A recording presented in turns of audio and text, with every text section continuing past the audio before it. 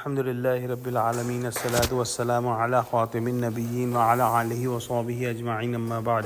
فأعوذ بالله من الشيطان الرجيم بسم الله الرحمن الرحيم قال الله تعالى في سورة التوبة هو الذي أرسل رسوله بالهدى ودين الحق ليظهره على الدين كله وَلَوْ كَرِهَ الْمُشْرِكُونَ۔ ترجمہ: وہی تو ہے جس نے اپنے پیغمبر کو ہدایت اور دین حق دے کر بھیجا تاکہ اس دین کو دنیا کے تمام دینوں پر غالب کرے، اگرچہ کافر ناخوش ہی ہوں۔ ہر دور میں الحمدللہ اسلام جو ہے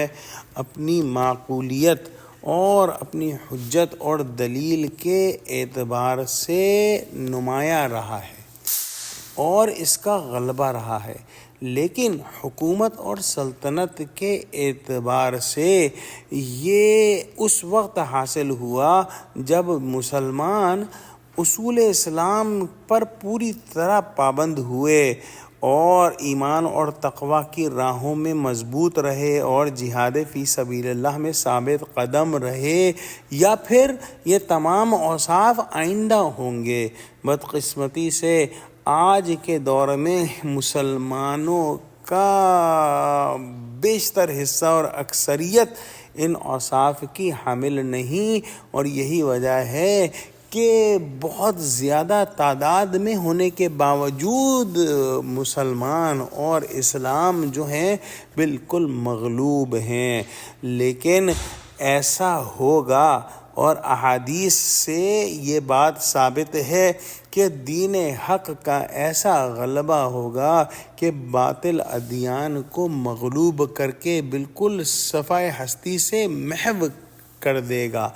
اور یہ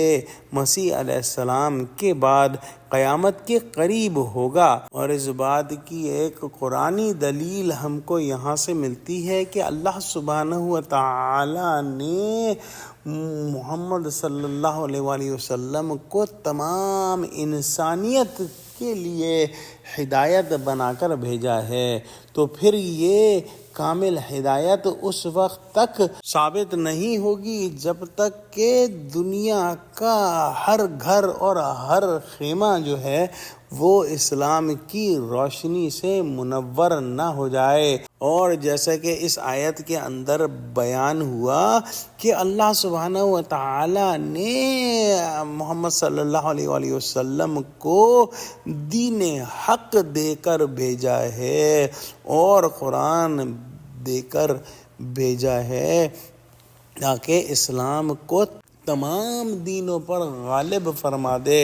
لہٰذا یہ ممکن نہیں کہ اللہ سبحانہ و تعالی نے جس مقصد کے لیے حضور صلی اللہ علیہ وآلہ وسلم کو بھیجا ہے وہ مقصد پورا نہ ہو۔ یہ مقصد پورا ہو کر رہے گا، لیکن سمجھنے اور سوچنے کی بات یہ ہے کہ ہم اس بارے میں کیا کام کر رہے ہیں، ہم اپنا کردار ادا کر رہے ہیں یا نہیں۔ تو ہر مسلمان کو انڈیویجولی سوچنا ہے کہ اس کام میں جو کہ ہو کر رہنے والا ہے اور ضرور بضرور ہوگا، ہم کیا کردار ادا کر سکتے ہیں۔ دعا کرتے ہیں کہ اللہ سبحانہ وتعالی ہم کو قرآن کا فہم عطا فرما، ہم کو سچوں سے جوڑے اور ہم کو اپنے فرائض سمجھنے والا اور ان پر عمل کرنے والا بنا۔ آمین۔ وآخر دعوانا الحمدللہ رب العالمین۔ السلام علیکم ورحمۃ اللہ وبرکاتہ۔